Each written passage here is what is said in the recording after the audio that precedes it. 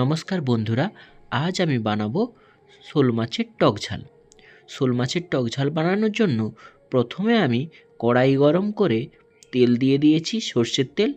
এরপর আমি শোল মাছগুলো দিয়ে ভেজে নেব। শোল মাছগুলো এক এক করে দিয়ে দিচ্ছি, দেওয়ার পরে আমি ভেজে নেব।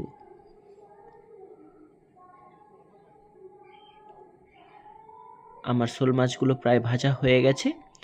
আমি এবার শোল মাছগুলোকে নামিয়ে নেব। এরপর ওই তেলের মধ্যেই আমি পেঁয়াজ, আদা, টমেটো পেস্ট করে রেখেছিলাম, ওটা কড়াইয়ের মধ্যে দিয়ে দিলাম। এরপর ভালো করে নাড়াচাড়া করতে থাকব।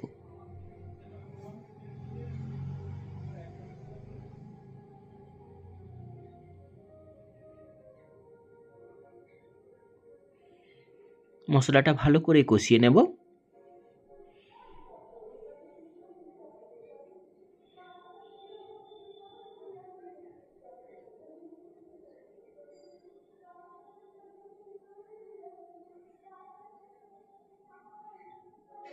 মশলাটা ভালোভাবে ভাজা ভাজা হয়ে আসছে। এরপরে আমি ওর মধ্যে লঙ্কা গুঁড়ো দিয়ে দেব। লঙ্কা গুঁড়ো দিয়ে ভালো করে নাড়াচাড়া করতে থাকব। এরপর আমি সামান্য হলুদ গুঁড়ো দেব, দিয়ে ভালো করে নাড়াচাড়া করে নেব।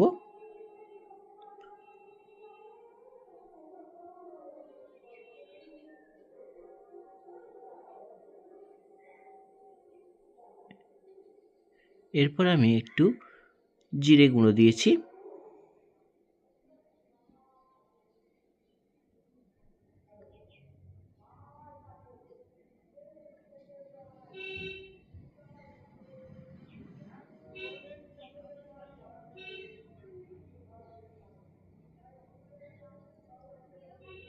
ভালো করে নাড়াচাড়া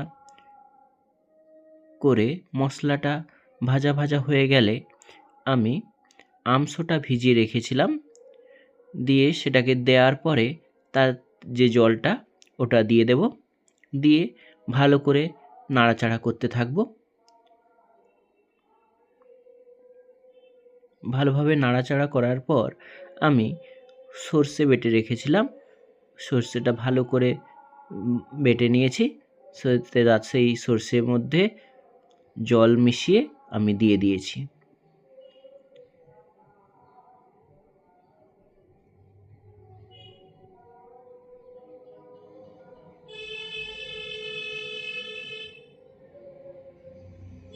আর একটু পরিমাণে জল দিলাম।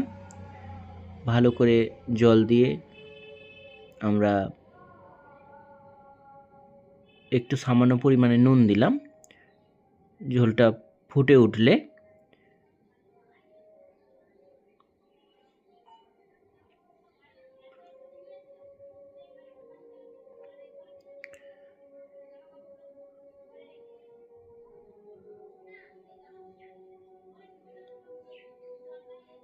ঝোলটা ফুটে উঠেছে।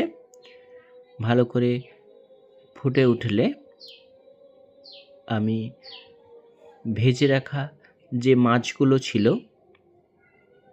ওগুলো এক এক করে দিয়ে দেব।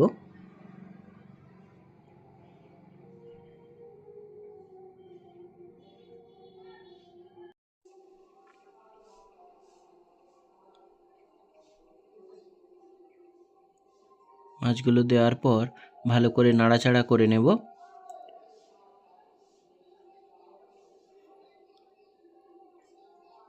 মাছটা ভালোভাবে সেদ্ধ হয়ে গেলে আমি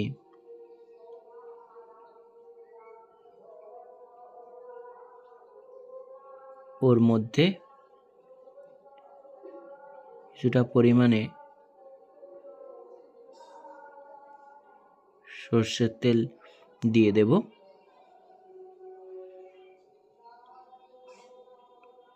সর্ষের তেল দেওয়ার পরে আমি গ্যাসটা বন্ধ করে দেব। আমার এটা রেডি হয়ে গেছে। শোল মাছের টক ঝাল রেডি। ভালো লাগবে, অবশ্যই বানাবেন। ভালো লাগলে অবশ্যই সাবস্ক্রাইব করবেন।